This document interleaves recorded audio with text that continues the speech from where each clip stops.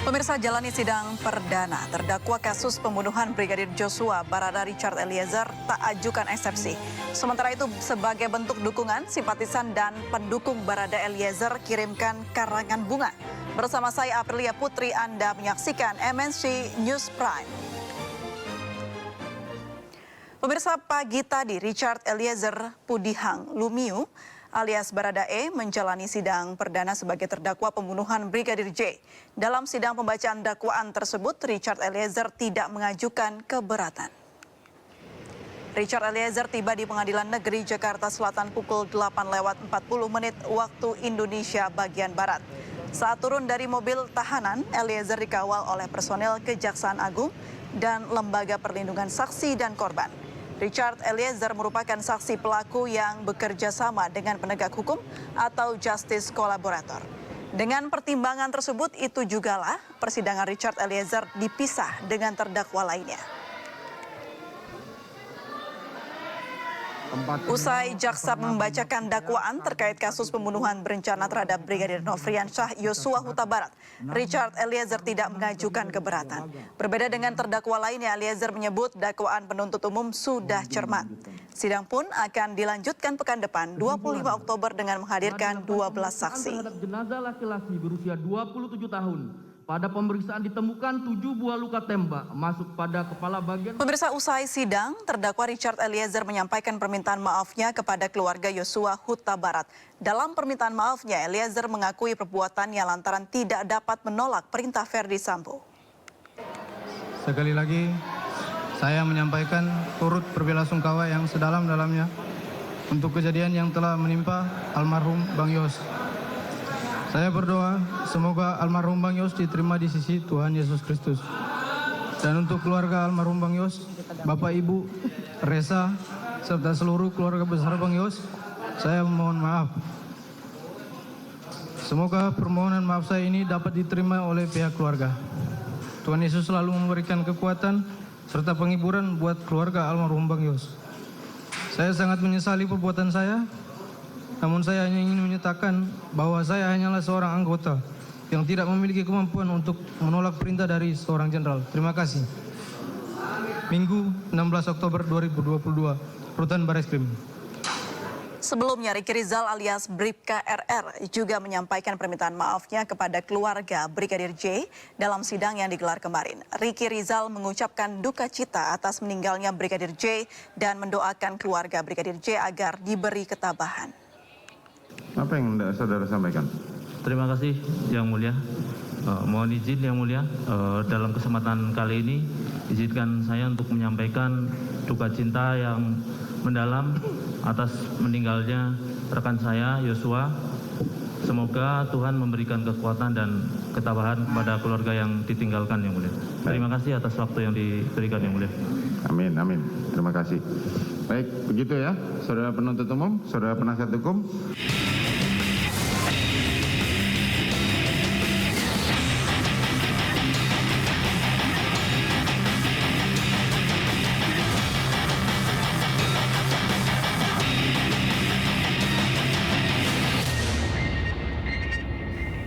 Pemirsa, sidang perdana kasus pembunuhan Brigadir Joshua dengan terdakwa Barada Richard Eliezer berakhir tanpa sanggahan.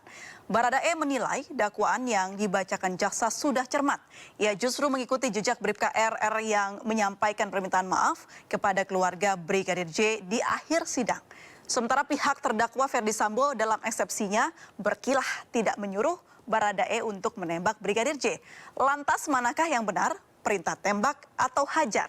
Sudah bergabung bersama kami Roni Talapesi, kuasa hukum Baradae, juga ada kuasa hukum Bribka Ricky Rizal Erman Umar, Profesor Gayus Lumbun, Hakim Agung tahun 2011-2018, dan juga Ketua IPW Sugeng Teguh Santoso. Selamat malam Bapak-Bapak. Ya, selamat malam. Selamat malam. Baik, saya ingin ke kuasa hukum Baradae terlebih dahulu.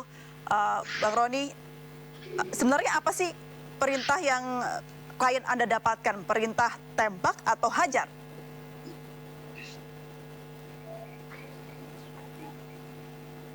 Ya, Bang Roni, selamat malam. Bang Roni bisa mendengar suara saya? Selamat malam, Baik. Mbak.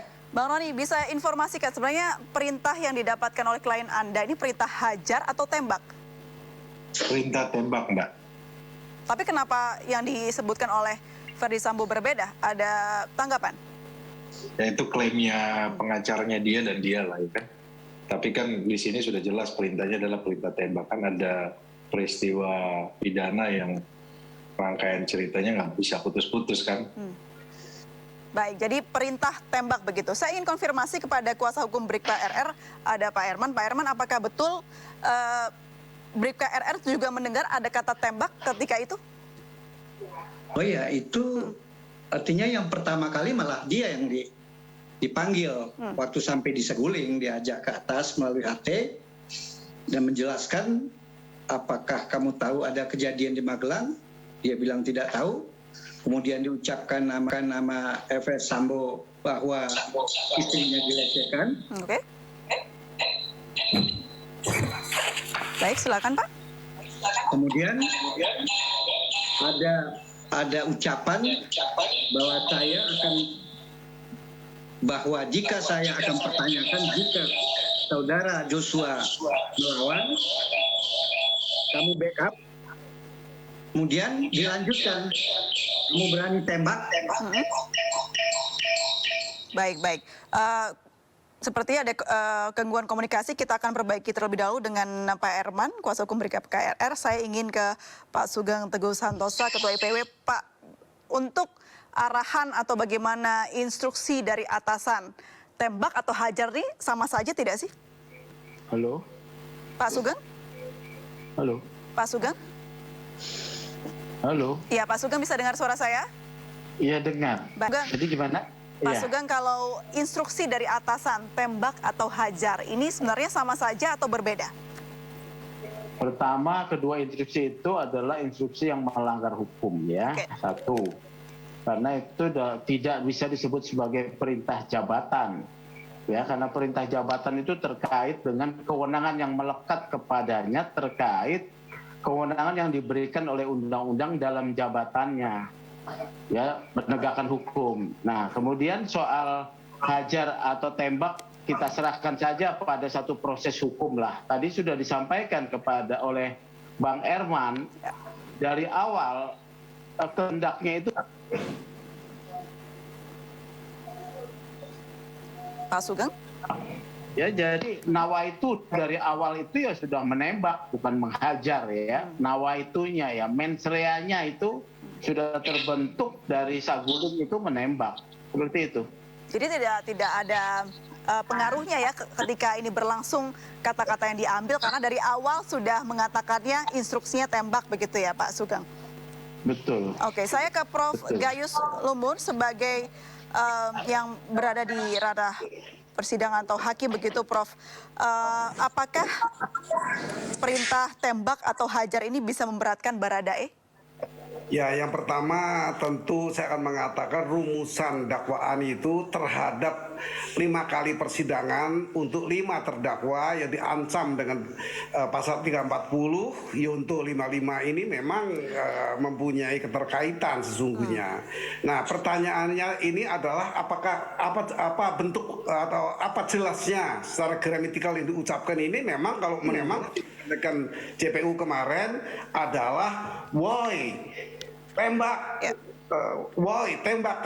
Nah itu bunyinya yang saya dengarkan kemarin ya, satu hari saya mengikuti dakwaan itu.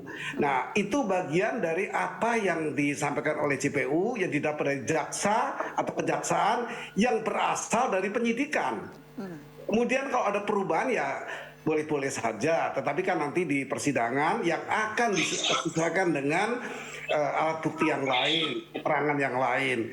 Pertanyaannya, kalau hanya satu keterangan saja yang menyatakan seperti itu, tentunya ini menjadi persoalan di undang-undang. Di undang-undang di KUHP 188 itu jelas disebutkan di ayat 2 ya, bahwa petunjuk itu menyebutkan tidak boleh kesaksian itu satu saja. Tidak bisa menempatkan seorang menjadi pelaku hanya satu. Tetapi kan ayat berikutnya menyebutkan dikecualikan atau berbeda dengan pelaku. Ayat 2, kalau ada alat bukti yang lain. Nah, ini bisa timbul dari hakim sendiri. Bahkan menurut pandangan saya dan praktek selama ini, tanpa saksi pun, keterangan dari manapun, hakim mempunyai 3 hal, yaitu adanya kesaksian dari saksi, surat, dan keterangan terdakwa. Jadi ada 3 di 184 ayat 1 itu. Itu merupakan petunjuk bagi hakim. Nah, petunjuk ini kan ada 3. Kalau dengan 2 petunjuk dan hakim menjadi yakin karena petunjuk, karena 2 hal itu, maka hakim bisa memutus, tidak ada case close. Harapannya kan ini hanya nanti timbul dari justice kolaborator Eliezer saja, nggak ada yang lain, atau yang lain mungkin menjadi berubah. Tidak usah khawatir bagi saya, karena hakim mempunyai pegangan petunjuk yang diatur di KUHP, yaitu apa yang saya kemukakan tadi. Hakim punya alat lagi untuk menempatkan keyakinannya sehingga dia bisa memutus. Ingat kopi sianida. Hakim memutus tidak ada itu keterangan apapun yang berkaitan dengan perbuatan yang bisa diungkapkan oleh pihak manapun. Tetapi penyidik Krisnamurti jelas mengatakan bahwa saya akan bertanggung jawab, akan membuktikan. Walaupun tidak ada alat bukti yang lain seperti kamera. Jadi intinya banyak faktor ya, Prof Gayus ya, untuk bisa menentukan bagaimana keputusan hakim terkait suatu tindak pidana begitu. Saya kembali setelah dakwaan itu menjadi milik pengadilan, yang semula Dominus Litis itu pemilik dakwaan yang menjadi dasar di pengadilan, sekarang telah dibacakan dengan lengkap, dengan rinci. Nah, bagi saya itulah sekarang milik pengadilan. Pengadilan dipimpin oleh hakim. Maka majelis ini akan memutuskan dengan berbagai hal sehingga tidak ada case close. Sudah ada akibat, tinggal mencari sebabnya.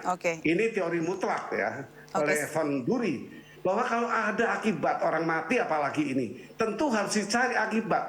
Tidak perlu kalau memang diperlukan atau keadaan tidak perlu motif. Bisa tidak perlu motif. Yang penting apa terhadap 480 itu yang terungkap, yaitu adanya usaha, adanya upaya untuk melakukan pembunuhan seperti yang disebut tadi. Sudah pernah meminta bantuan pihak lain, satu di antara anak buahnya. Apa maknanya? Telah dipersiapkan, diusahakan, akan dilakukan sebuah perbuatan yang terungkap dengan mengatakan mau tidak menembak, tidak berani. Nah, sudah, tapi hakim telah menangkap itu maksud saya. Baik, jadi bukan salah satu pertimbangan ya, entah ini tanggapan atau seperti apa eksepsi yang dikemukakan oleh terdakwa begitu. Saya kembali ke kuasa hukum Bribka RR yang tadi sempat terputus menjawabnya. Bribka RR betul ya mendengar ada arahan menembak?